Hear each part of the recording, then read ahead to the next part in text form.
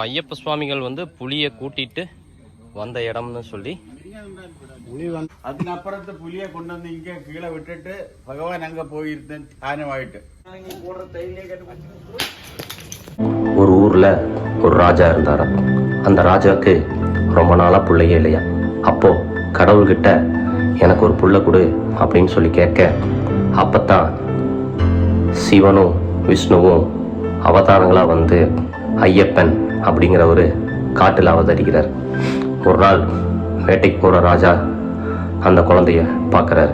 பார்த்து வீட்டுக்கு எடுத்துட்டு வந்து தன்னோட பிள்ளையா வளர்க்குறார்.